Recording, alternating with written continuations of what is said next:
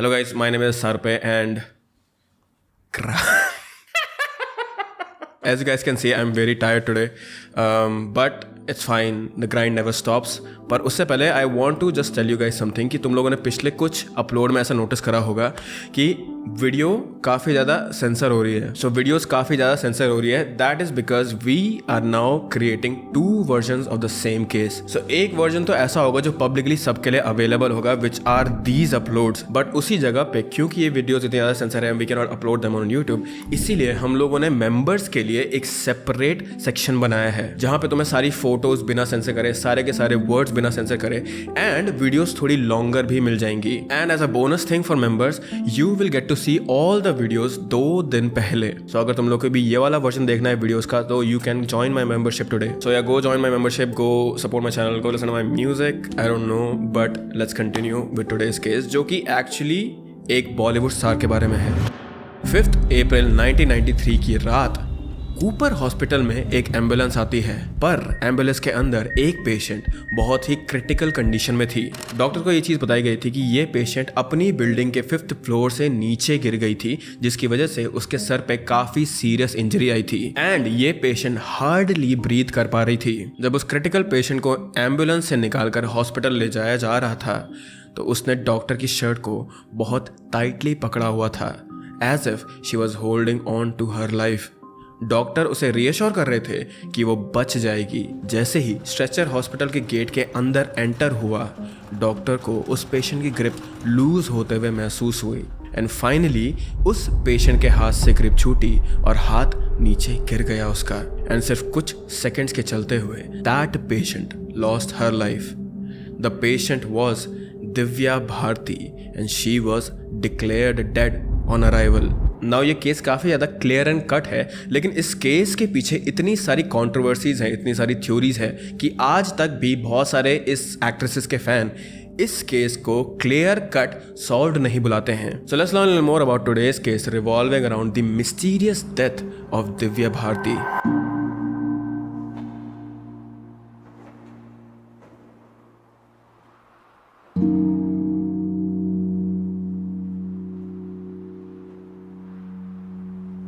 फरवरी 1974 के दिन मुंबई में रहने वाले एक life insurance officer Om Prakash Bharti और उनकी वाइफ मीता भारती के घर एक बेटी का जन्म हुआ था, जिसका नाम उन्होंने दिव्या रखा था. दिव्या बचपन से ही बहुत चुलबुली और केयर फ्री थी.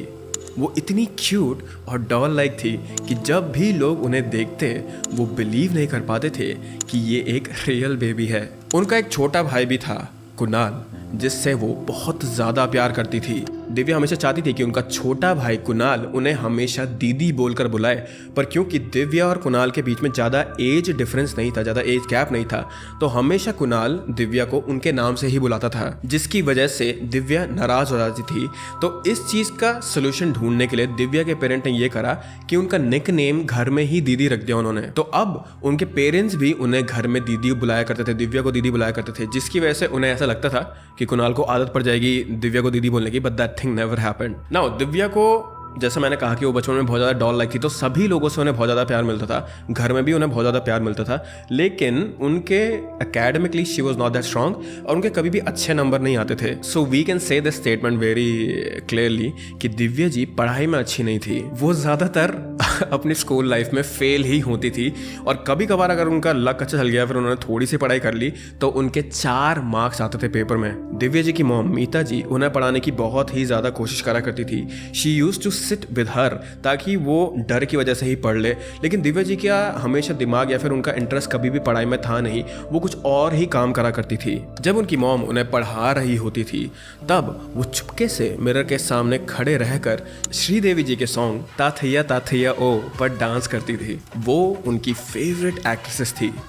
दिव्या जी को फिल्म्स देखने का शौक तो था, साथ ही साथ वो अलग अलग स्पोर्ट्स में भी भाग लिया करती थी. उनका ऐसा मानना था कि उन्हें सब कुछ आना चाहिए दुनिया में, चाहे वो उस चीज़ में अच्छी हो ना हो, चाहे वो स्पोर्ट्स में अच्छी हो ना हो या फिर एक पर्टिकुलर चीज़ में अच्छी हो ना हो, कोई भी चीज़ ऐसी नहीं रहनी चाहिए थी उनसे जो उन्होंने ना करी हो, या फिर उन्हें कभी भी फ्यूचर में ऐसा बोलने का मौका ना मिले कि ओ मुझे ये चीज़ करनी नहीं आती है. जब दिव्या जी 14 से 15 साल की थी तब एक डायरेक्टर की उन पर नज़र पड़ी जिनका नाम था कीर्ति कुमार, जो कि गोविंदा के भाई हैं। जब कीर्ति कुमार ने उन्हें देखा ही इमीडिएटली न्यू कि उनके फिल्म की हीरोइन दिव्या भारती जी ही बनेंगी, as Kirti Kumar was directing a lot of films at that time. तो कीर्ति कुमार गोविंदा जी के डायरेक्टर उनके घर चले गए उनको अप्रोच करने के लिए कि मुझे दिव्या जी को या फिर उनकी बेटी को, उनके पेरेंट्स के पास गए वो ना बात करने के लिए कि मुझे तुम्हारी बेटी को अपनी मूवीज़ में कास्ट करना है। लेकिन दिव्या जी के पेरेंट्स ने राइटफुली उनको मना कर दिया क्योंकि दिव्या उस टाइम पे 14-15 साल की थी, शी वॉज वेरी यंग। लेकिन रिजेक्शन मिलने के बाद भी कीर्ति जी ने हार नहीं मानी एक तरीके से, and he kept on going to their house like 3-4 बार। लेकिन जब तब भी दाल नहीं गली उनकी, तो वो गोविंदा जी को ही अपने साथ लेकर गए उनके घर पे अपनी प्रोबेबली क्रेडिबिलिटी बनाने के लिए। एंड जैसे ही गोविंदा जी उनके घर में आए, उन्होंने दिव्या जी के पेरेंट्स को मनाया, then they finally agreed to it. And Divya she was very happy about this thing, she was more so happy about कि अब मुझे पढ़ना नहीं पड़ेगा, ना कि मूवी में काम करने के लिए। और हिंदी फिल्मों का अनुभव कैसा रहा? It would be fun. I hated studies. I was very bad at studies. To get away from that, I thought films would be a little better. I mean, कुछ ज़्यादा करने को नहीं होगा, outdoor trips and ये and वो. So इतनी ज़्यादा यंग एज में she was set to become a movie star, वो भी इतने बड़े एक्टर के बगल में, राइट? हर को star was not a small name. लेकिन अनफॉर्चुनेटली कुछ रीजंस के चलते हुए उन्हें उस मूवी में रिप्लेस कर दिया गया था। उनकी पहली मूवी में जो गोविंदा जी के साथ आने वाली थी उसमें रिप्लेस कर दिया गया था। And unfortunate events did not end there. ऐसे ही उन्हें 2-3 और ऑफर्स मिले, लेकिन हर बार कुछ ना कुछ वजह से या तो फिल्मिंग बंद हो जाती थी या फिर उन्हें दूसरी एक्ट्रेसेस से रिप्लेस कर दिया जाता था। इतनी अनसर्टेनिटीज की वजह से अब दिव्या भारती जी को होप्स नहीं थी कि उन्हें कोई फिल्म में एक्टिंग करने का चांस भी मिलेगा, अंटिल वन डे उन्हें एक बॉलीवुड डायरेक्टर से नहीं बल्कि एक साउथ के डायरेक्टर से मूवीज में काम करने का ऑफर आया। दिव्या भारती जी का एक्टिंग डेब्यूट तेलुगु फिल्म से हुआ था। उनकी पहली तेलुगु मूवी का नाम था बोबली राजू, और उनके ऑपोजिट जो एक्टर थे वो थे the very famous Venkatesh sir. ये मूवी 1990 में रिलीज हुई थी जब वो सिर्फ 16 साल की थी। ये मूवी बहुत ही हिट हुई थी और आज भी it is considered one of the biggest Telugu hits of the 90s। And जैसे ही उनकी ये मूवी थिएटर में रिलीज हुई, दिव्या भारती जी की जिंदगी पूरी तरह से बदल गई थी। She became famous overnight, and एक के बाद एक उन्हें इस मूवी करने के बाद और भी ज्यादा मूवीज मिल रही थी। एंड एट दिस पॉइंट उन्होंने साउथ में तो अपना नाम बना ही लिया था, you know she was doing so many movies. बस उन्हें इंतजार था एक बॉलीवुड में काम करने की अपॉर्चुनिटी का, and because of her hard work बहुत ही जल्द ये उनका सपना भी पूरा होने वाला था। फाइनली 1992 में उनका बॉलीवुड डेब्यूट हुआ था, एंड गेस व्हाट, वो फिल्म विश्वथामा में ऑपोजिट टू सनी देओल के कास्ट हुई थी। नाउ ये फिल्म तो इतनी ज़्यादा पॉपुलर नहीं हुई थी, and this movie was also not that hit, पर जेनजी लोगों ने या फिर मिलेनियल लोगों ने भी इस मूवी का एक गाना पक्का सुना होगा, जो कि मैं चाहता तो नहीं हूँ गाना, लेकिन I will demonstrate it right now. Again ये गाना तुम सबने सुना होगा, चाहे तो हो सकता है क्लब में या फिर तुम्हारी रील्स के सेक्शन में, and it goes something like 7 समुंदर पार में तेरे। इस सॉन्ग के थिएटर में प्ले होने के बाद से ही वो इतनी फेमस हो गई इन दी बॉलीवुड फिल्म सीन कि ऐसा लग रहा था मानो हर एक बॉलीवुड डायरेक्टर उन्हें अपनी फिल्म में साइन करना चाहता हो। एक के बाद एक दिव्या भारती जी फिल्म्स करती गई, इंक्लूडिंग शोला और Shabnam which was a massive hit, शतरंज, दीवाना और कई सारी और भी ऐसी movies. And by the way Shahrukh Khan का जो बॉलीवुड डेब्यूट था वो दीवाना मूवी से ही हुआ था। सो दिव्या भारती जी शाहरुख खान की पहली बॉलीवुड को स्टार थी। And if you want to know how much power she held when she was working with Shahrukh Khan in this movie, तो उनके को स्टार होने के वजह से भी that was also one of the reasons कि शाहरुख खान इतने ज़्यादा प्रोपेल हो गए थे, इतने ज़्यादा लाइमलाइट में आ गए थे। एंड इस मोमेंट के बाद से ही शाहरुख खान के ऊपर डायरेक्टर की इतनी ज़्यादा नज़र पड़ने लग गई थी। यस, जब शाहरुख खान बॉलीवुड के किंग खान नहीं बने थे, उससे भी पहले Divya ji was a superstar. Divya Bharti ji ने कई सारी और फिल्म साइन करी थी जिनमें वो अक्षय कुमार, जैकी श्रॉफ, ऋषि कपूर, सलमान खान, इन सब के ऑपोजिट कास्ट हुई थी। सो आप इमेजिन कर सकते हो कि वो कितने डिमांड में थी उस समय। नाउ द सिचुएशन वाज कि डायरेक्टर्स और एक्टर्स को दिव्या जी के साथ मूवीज बनाने में, बिकॉज शी वाज फेमस, तो वो तो एक चीज़ थी, लेकिन उन्हें उनके साथ काम करने में भी बहुत ज़्यादा मज़ा आता था। नॉट ओनली बिकॉज वो इतनी छोटी उम्र में इतनी ज़्यादा अच्छी एंड बिलीवेबल एक्टिंग करती थी, but also because of her personality. उनके ना कोई फालतू के टेंट्रम्स थे, एज एन वो 2 स्टार होटल्स में भी रह लेती थी। कभी कभी तो वो अपने हेयर ड्रेसर के रूम में भी सोने के लिए तैयार हो जाती थी। And she was very funny, Chulbuli and carefree also. एक बार उनके बर्थडे के दिन वो कार के बोनट के ऊपर चढ़कर डांस कर रही थी, which made everyone on set laugh. But talking more about her personality, जितनी केयरफ्री और बिंदास वो थी, उतना ही ज़्यादा वो बच्चों से भी प्यार करती थी। वो अक्सर स्ट्रीट्स पर रहने वाले बच्चों को कभी मॉल ले जाती थी, कभी उन्हें खिलौने ला कर देती थी, कभी उन्हें फूड खरीद के देती थी, चॉकलेट खरीद के देती थी। All and all she was just fun to be around, and सभी लोग उनकी इस फन पर्सनैलिटी को और उनकी इस इनोसेंस को एडमायर करते थे। एंड इन्हीं लोगों में से एक था साजिद नाडियावाला। साजिद नाडियावाला की दिव्या जी से पहली मुलाकात हुई थी ऑन द सेट्स ऑफ शोला और शबनम। साजिद वहां अक्सर जाते थे क्योंकि उन्हें अपनी एक फिल्म के लिए गोविंदा जी को कास्ट करना था, इसीलिए वो उन्हें मनाने के लिए बार बार उस फिल्म सेट पर जाया करते थे। एक दिन उनकी और दिव्या जी की बात हुई, and it was love at first sight for both of them. जितना साजिद को दिव्या जी पसंद आई थी, उतना ही दिव्या जी को भी साजिद पसंद आए थे। उनसे पहली बार मिलने के बाद ही तुरंत दिव्या जी ने अपनी मॉम से पूछा कि उन्हें साजिद कैसा लगता है, probably because she wanted to know her mom's taste as well. And धीरे धीरे इन दोनों की बातचीत होना ज़्यादा शुरू हो गई थी, and they started dating. They were so in love, age के बारे में अभी हम बात करते हैं। दे वर सो इन लव कि वो दोनों रुक नहीं पा रहे थे एक दूसरे से शादी करने के लिए, एंड सून दे डिड। जैसे ही दिव्या भारती जी टर्न्ड 18, वैसे ही साजिद ने उनसे शादी कर ली थी। तो दिव्या को गोविंद इंट्रोड्यूस कराया साजिद से, तो उसी दिन उसने पूछा मेरे को, मम्मी साजिद कैसे लगा आपको? मैंने बोला अच्छा है। तो कुछ टाइम के बाद उसने बोला कि मैं साजिद से शादी कर सकती हूँ। मैंने बोला डैडी को पूछो। तो डैडी वॉज अगेंस्ट, उनके अपने ख्यालात थे, तो मना किया था। शादी करने से पहले भारती जी ने उनकी मॉम को फ़ोन किया था ये कहने के लिए कि क्या वो उन दोनों की शादी में विटनेस बन सकती हैं, बट मीता जी ने साफ मना कर दिया था इस चीज़ को, ये कहकर कि अगर दिव्या चाहती है कि वो विटनेस बने तो पहले उन्हें ओम प्रकाश जी को बताना पड़ेगा, Om Prakash being her father. लेकिन अलेजिडली ओम प्रकाश जी को साजिद और दिव्या की शादी का आइडिया बिल्कुल भी पसंद नहीं था। Maybe it could be because of age difference, but we actually don't know why. पर दिव्या जी अब और वेट नहीं कर सकती थी, तो उन्होंने अपने पेरेंट्स के एब्सेंस में ही शादी कर ली थी ऑन 10 मई 1992। एलिजिडली शादी के बाद दिव्या जी कन्वर्ट हो गई थी और उन्होंने अपना नाम दिव्या भारती से सना नाडियावाला में चेंज कर लिया था। लेकिन अभी भी ओम प्रकाश जी, दैट इज दिव्या जी के फादर को, उनकी शादी के बारे में कुछ भी पता नहीं था और दिव्या जी भी अपनी फैमिली के साथ ऐसे ही रह रही थी जैसे कि कुछ नहीं हुआ हो। कुछ महीने बीत गए थे उनकी शादी को इस पॉइंट पे, और अब वो दोनों अपनी शादी को एज अ सीक्रेट उनकी फैमिली से नहीं रख पा रहे थे। तो दिवाली के दिन जब साजिद उनकी फैमिली से मिलने गए, उनके घर में गए, तो उन्होंने ये ओपनली अनाउंस कर दिया कि वो और दिव्या अब शादी कर चुके हैं। And surprisingly after that announcement nothing happened and life was back to normal for them.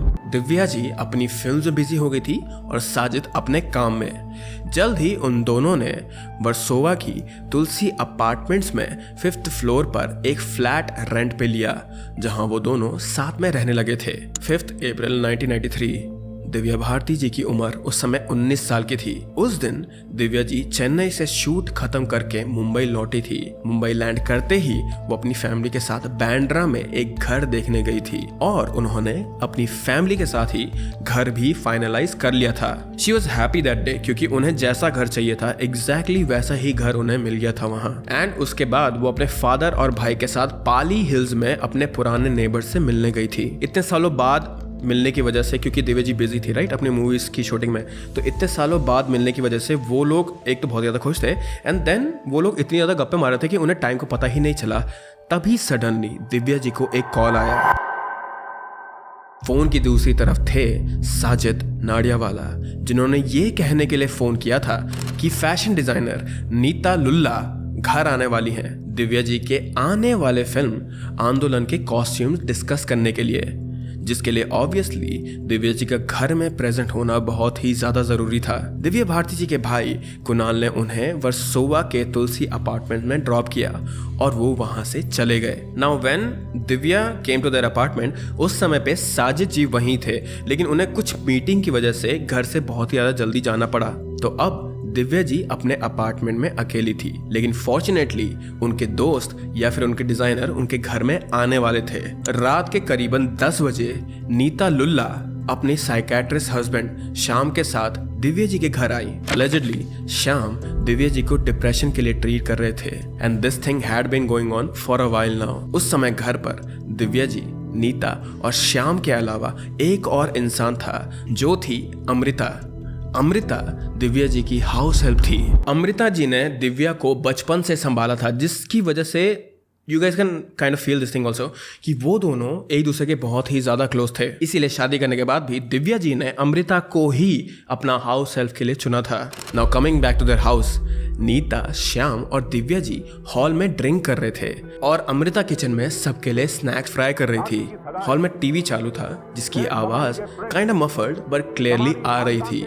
थोड़ी देर बाद दिव्या जी किचन में गई और नीता और श्याम हॉल में टीवी देख रहे थे। दिव्या जी किचन में अमृता से बात कर रही थी एंड चिल्लाकर वो किचन से हॉल में बैठे नीता से भी कन्वर्सेशन कर रही थी। अमृता अपने काम में बिजी थी, इसीलिए वो ध्यान नहीं दे पाई कि दिव्या जी क्या कर रही थी उस समय। तभी दिव्या जी किचन की खिड़की की एज पर जाकर बैठ गई थी और अभी भी वो चिल्ला कर नीता जी से, जो कि अगेन टीवी वाले रूम में थी, उनसे बातें कर रही थी। अलेजिडली विंडो के एज पर दिव्या जी अक्सर बैठा करती थी एंड उस रात भी दिव्या जी एज यूजुअल वहीं बैठी थी, लेकिन इस बार उन्होंने थोड़ा ज्यादा ड्रिंक कर लिया था एंड देन एक सेकेंड के लिए वो विंडो की एज पर बैठी थी और दूसरा ही सेकेंड उन्होंने अपना बैलेंस खो दिया और वो तुलसी अपार्टमेंट्स के 5th फ्लोर से नीचे गिर गई थी। Now you must have heard this phrase कि किसकी किस्मत में क्या लिखा है, कब किसके साथ क्या हो जाए, ये सब कुछ पहले से तय होता है and you can not change this thing. तो हो सकता है कि शायद दिव्या जी के साथ भी कुछ ऐसा ही हुआ था, क्योंकि यू सी तुलसी अपार्टमेंट में उस टाइम पे हर एक बिल्डिंग के हर एक फ्लैट पे हर एक खिड़की पे जो वो होते हैं ना आयरन ग्रिल्स होते हैं वो लगे हुए थे, सिर्फ दिव्या जी के अपार्टमेंट को छोड़कर। एंड दिव्या जी के लिए वो विंडो एज एक यूजुअल स्पॉट था बैठकर किसी से बात करने के लिए या फिर just you know the air लेने के लिए। बट उस दिन शायद से ऑड्स वर अगेंस्ट हर। हर रोज दिव्या जी के विंडो के नीचे एक कार पार्क होती थी, लेकिन उस रात वहां कोई कार पार्क नहीं थी। अगर वहां कार पार्क्ड होती तो दिव्या जी कार पर गिरती, जिसकी वजह से उनके गिरने का इम्पैक्ट थोड़ा तो कम होता और शायद वो बच जाती। लेकिन क्योंकि उस रात कोई कार वहां नहीं थी, इसीलिए दिव्या जी 5th फ्लोर की हाइट से डायरेक्टली कंक्रीट फ्लोर पर गिरी थी। एंड इतनी ज़्यादा हाइट से गिरने की वजह से उनकी बॉडी में काफ़ी गहरी चोट आई थी, which is very obvious. And उन्हें सर पे तो चोट आई थी, लेकिन उन्हें इंटरनल ब्लीडिंग भी हो रही थी। लेकिन फिर भी गिरने के बाद भी उनकी सांसें चल रही थी और उन्हें जल्द से जल्द हॉस्पिटल लेकर जाया गया। लेकिन हॉस्पिटल पहुंचते ही सबको ये चीज़ रियलाइज हो गई थी कि it was too late. April 5th, 1993 Divya Bharti was declared dead at the age of 19। Police के हिसाब से it was a clear case of accidental death, लेकिन इंडिया में किसी को भी इस बात पर बिलीव ही नहीं हो रहा था और धीरे धीरे कंस्पिरेसी थ्योरीज बाहर आने लगी थी इस डेथ को लेकर। नाउ क्योंकि इस केस में बहुत ही ज़्यादा पॉपुलर एक्ट्रेसेस और डायरेक्टर का नाम भी जुड़ा हुआ है which everybody loved, so I can kind understand कि व्हाई वुड द ऑडियंस और the people who loved her, उन लोगों ने इजीली इस बात को एक्सेप्ट नहीं करा कि उनकी एक्सीडेंटल डेथ हुई थी। लेकिन फिर भी जो भी बहुत ज़्यादा पॉपुलर कंट्रोवर्सीज हैं या फिर कंट्रोवर्शियल जो थ्योरीज हैं, मैं उनके बारे में बात करता हूँ, जिनमें से एक है साजिद को लेकर। सो एक बहुत ही ज़्यादा फेमस थ्योरी है इस केस को लेकर, वो ये है कि साजिद का, because he was a director, 90s के डायरेक्टर थे वो, बहुत ही ज़्यादा फेमस वाले, तो उनके अंडरग्राउंड वर्ल्ड से बहुत सारे कनेक्शन थे जिनके बारे में दिव्या जी को पता था। एंड दिव्या जी इन सारे कनेक्शंस और या फिर इन सारे जो भी उनकी बातें होती थी उन सबको एक्सपोज करने वाली थी बहुत ही ज़्यादा जल्दी।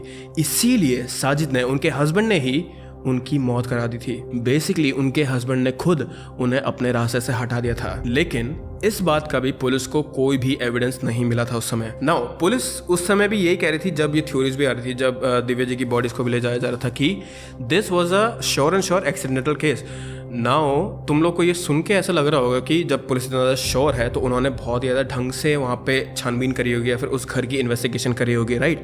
लेकिन again we are talking about Indian police and the answer is no. जैसे कि मैंने आपको पहले बताया था, उस रात दिव्या जी के साथ 3 लोग और थे, नीतू लुल्ला और डॉक्टर श्याम।